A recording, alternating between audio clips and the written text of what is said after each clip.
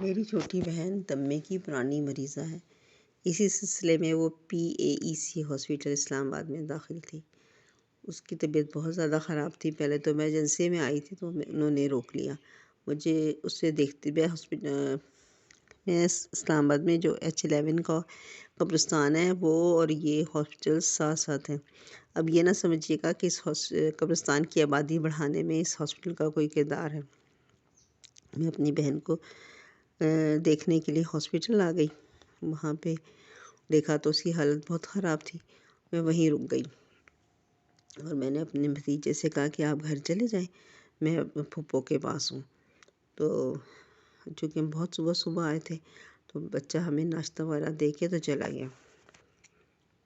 اب اس کو سانس کی تکلیف تھی، سانس مشکل سے آ رہا تھا، بابا نیبولائزیشن سے بھی سانس اٹک رہا تھا۔ خیر انہوں نے ایڈمٹ کر لیا اور ایک وارڈ میں ہمیں جگہ ملی۔ یہ لوگ انٹائٹل تو ہیں پرائیویٹ اس کے آفیسر وارڈ کے، لیکن جگہ کی تنگی کی وجہ سے نا وہ ہمیں اکثر وارڈ میں ہی جگہ ملتی ہے۔ دوسرے یہ گھر میں اکیلی ہوتی ہے تو وارڈ میں ذرا آسانی رہتی ہے کہ ساتھ والے لوگ بھی دیکھ لیتے ہیں، گھر کا اٹینڈنٹ نہ بھی ہو تو گزارا ہو جاتا ہے۔ پھر وارڈ ہونے کی وجہ سے وہاں علاج زیادہ اچھا ہوتا ہے، کیونکہ نرسیں بار بار چکر لگاتی ہیں، دیکھتی ہیں کسی مریض کی کنڈیشن تو وہ ڈاکٹر کو بھی بلا لیتی ہیں۔ وارڈ بہرحال کمرے سے زیادہ اچھا ہوتا ہے۔ ڈاکٹر آئے، انہوں نے دیکھا، انہوں نے کہا نہیں اس کی حالت ٹھیک نہیں ہے، آپ ان کو نا روم میں شفٹ کریں جہاں پہ سارے ایکوپمنٹس ہوتے ہیں، جیسے ہاں آلات ہوتے ہیں جس سے ہر چیز مانیٹر ہو رہی ہوتی ہے۔ تو ہمیں روم میں شفٹ کر دیا۔ بہت اچھا روم تھا۔ آفیسر وارڈ نمبر 2 میں ہمیں روم مل گیا۔ روم نمبر 3 تھا، اس میں ایک پہلے پیشنٹ تھی جو شوگر کی تھی، ان کا ہائی شوگر 1100 شوگر پہ ان کو لایا گیا تھا۔ تو ایک بیڈ پہ یہ ہو گئی، ایک بیڈ پہ وہ ہو گئی۔ اب وہاں روم تو بہت اچھا تھا لیکن وہاں پہ ایک ہی صوفہ تھا بڑا سا 3 سیٹر، اس میں وہ ان کے اٹینڈنٹ لیٹ جاتی تھی، بیٹھ جاتی تھی۔ وہ چونکہ بہت بڑی فیملی تھی تو لوگ بہت آتے تھے تو میں اپنی بہن کے بیڈ پہ ہی ساتھ ہوتی تھی۔ اس ہاسپٹل کا علاج بہت اچھا ہے، تو ڈاکٹرز بار بار چکر لگاتے تھے، چونکہ اس کی سیریس کنڈیشن تھی تو اس کو بار بار دیکھنے آتے تھے۔ یہ لیٹی بھی ہوتی تھی تو آ کے اسٹیتھوسکوپ سے چیک کرتے تھے کہ اب کیا پوزیشن ہے۔ اس کا ایکس رے بھی ہو رہا تھا اور ایک ٹیسٹ ہوتا ہے، اس کا نام تو میں بھول گئی کیا ہوتا ہے، لیکن وہ بالکل سیدھی سوئی ڈالتے ہیں سرنج اور بلڈ لیتے ہیں آرٹری سے تاکہ پتہ چلے کہ آکسیجن اور کاربن ڈائی آکسائڈ کی ریشو کیا ہے بلڈ میں۔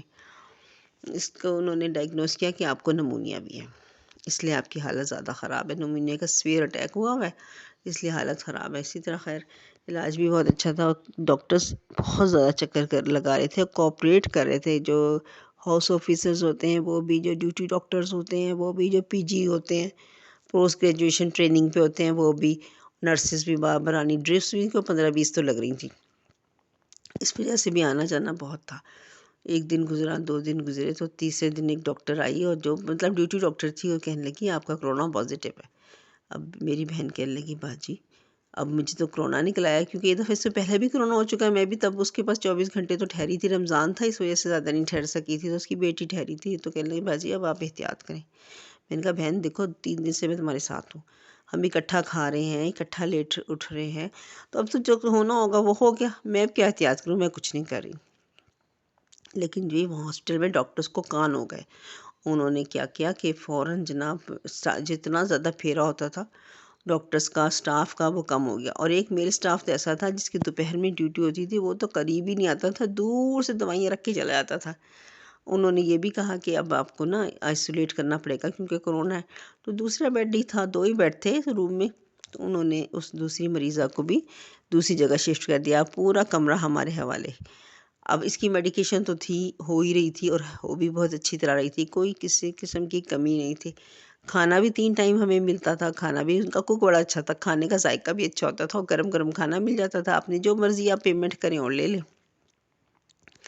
تو گھر سے صرف یخنی آتی تھی۔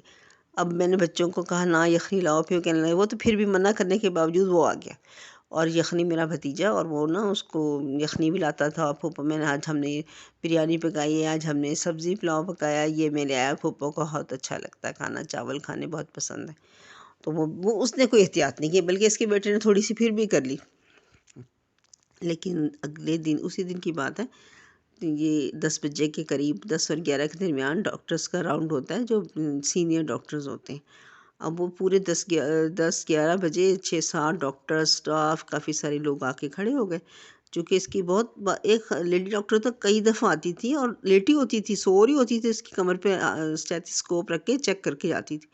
اب جب اس نے نا وہاں آگے بڑے احتیاط سے بڑے پیار سے بات کر رہے تھے، چیک کر رہے تھے، تو وہ جو ڈاکٹرز آئی تھی نا صبح، جس نے بتایا تھا کرونا پازیٹیو، وہ واقعی کہنے لگی ان کا تو کرونا پازیٹیو، وہ یہ سننا تھا، سب پیچھے ہو گئے، اور سینئر ڈاکٹر نے نا اس ڈاکٹر کو جھاڑنا شروع کر دیا، آپ بھی احتیاط نہیں کر رہی، آپ نے ماسک نہیں لگایا اور ہمیں بھی نہیں بتایا، سب پیچھے ہو کے کھڑے ہو گئے۔